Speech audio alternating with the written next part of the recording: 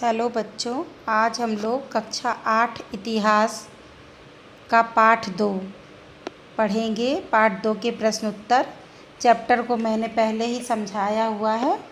पहले उस चैप्टर को समझ लीजिए, उसके बाद ही प्रश्न उत्तर करिएगा तो आपको ज़्यादा अच्छे से समझ में आ जाएगा। तो पाठ का नाम है आपके भारत में अंग्रेजी राज्य की स्थापना किस तरह से। अभी पहले पाठ में तो आपने देखा कि किन किन मार्गों से विदेशी हमारे यहाँ आए हमारे देश में। अब दूसरे पाठ में आपको बताया जा रहा है कि कैसे अंग्रेज़ों ने हमारे राज्य में हमारे देश में अपने राज्य की स्थापना कर ली, किस तरह से उन्हें किन नीतियों के तहत हमारे देश में राज किया। तो इसके प्रश्न उत्तर हैं। पहला है बहुविकल्पीय प्रश्न। पहला है प्लासी के युद्ध में अंग्रेजी सेना का नेतृत्व किसने किया था? क्लाइव ने। 4 उत्तर हैं। क्लाइव ने, कॉर्टिबर ने, कैप्टन लाली ने, हेक्टर मुनरो ने। तो आप लगाएंगे का नंबर क्लाइव ने। मुर्शिदाबाद, दूसरा प्रश्न है आपका। मुर्शिदाबाद से मुंगेर अपनी राजधानी स्थानांतरित करने वाला बंगाल का नवाब कौन था? मीर कासिम। ठीक है। अब अति लघुत्तरीय प्रश्न में आते हैं कि ब्रिटिश ईस्ट इंडिया कंपनी की ताकत बढ़ाने में किसका विशेष योगदान था? ब्रिटिश ईस्ट इंडिया कंपनी की ताकत बढ़ाने में लॉर्ड क्लाइव का विशेष योगदान था। लॉर्ड क्लाइव ने इतनी चालाकी से इतनी योजनाएं बनाई कि वह ईस्ट इंडिया कंपनी को मुनाफा ही मुनाफा होता रहा, फ़ायदा होता रहा। अगला प्रश्न है आपका, ईस्ट इंडिया कंपनी नील, कॉफ़ी, चाय के बाग कहाँ लगाती थी? उत्तर है ईस्ट इंडिया कंपनी नील, कॉफ़ी, चाय के बागान भारत में लगाती थी। जो इसके बागान लगाती थी, खेती करती थी नील की, कॉफ़ी की, चाय की, वो तो भारत में करती थी और ले जा कर के फिर बेचती थी अपने यहाँ बहुत महंगे दामों में। तो उसको यहाँ पर क्यों लगाती थी? भारत में लगाने का कारण क्या था? क्योंकि यहाँ उसको सस्ते मज़दूर मिल जाते थे, है ना। मौसम जलवायु भी अच्छी मिल जाती थी, मज़दूर भी सस्ते, कम खर्चे में उसको ज़्यादा फ़ायदा हो जाता था और वहाँ जा कर के अपना बेचती थी। तो इस तरह से यहाँ भारत में बागान लगाती थी, बगीचे।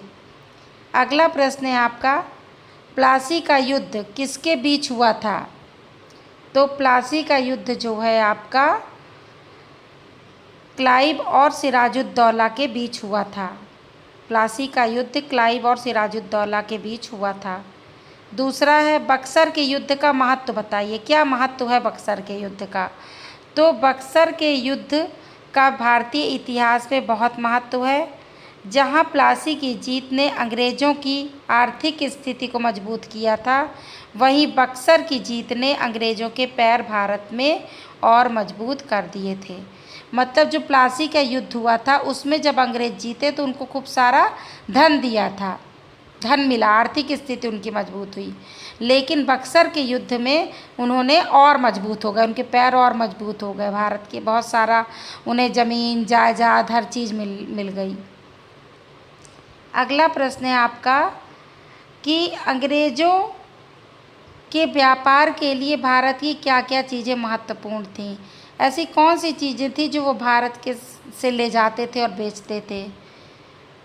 तो उत्तर है अंग्रेज़ों के व्यापार के लिए भारत की निम्न चीज़ें महत्वपूर्ण थी। पहली, चुंगी कर में छूट तथा सामानों को एक स्थान से दूसरे स्थान तक ले जाने की छूट, जिससे उनका सामान दूसरों से सस्ता हो जाता था। देखिए, कोई देश एक देश से दूसरे देश ले जाएगा तो उसको टैक्स देना पड़ेगा, लेकिन अंग्रेज़ बड़े चालाकी से राजाओं से अपना चुंगी कर में छूट ले लेते थे। कोई भी उनको टैक्स नहीं देना पड़ता था भारत सरकार को, राजाओं को, और अपना सामान दूसरे जगह ले जाते थे। तो इससे उनको फ़ायदा होता था, सस्ता पड़ता था। अगर टैक्स देते तो वो सामान उनको महंगा पड़ता। दूसरा, व्यापार में मनमानी करने, भारतीयों को अपना सामान सस्ता बेचने, कंपनी का माल महंगा खरीदने, प्रतिद्वंदी यूरोपीय व्यापारियों को बाहर रखने और कंपनी का व्यापार भारतीय राजाओं की नीतियों से स्वतंत्र रहकर जारी रखने के लिए मजबूर करना आदि। और क्या क्या करते थे वो कि व्यापार में मनमानी, अपने मन के नियम कानून लगाते थे, जिसमें उनको फ़ायदा होता तो वही नियम वो चला देते थे। दूसरा, भारतीयों को अपना सामान सस्ते में बेचना। जो भी चीज़ वो बना करके मतलब लाते थे अपना सामान सस्ते में बेच देते थे। तीसरा, कंपनी का माल महंगा खरीदना। जो कंपनी से माल खरीदते थे वो महंगे दामों में बिकता था।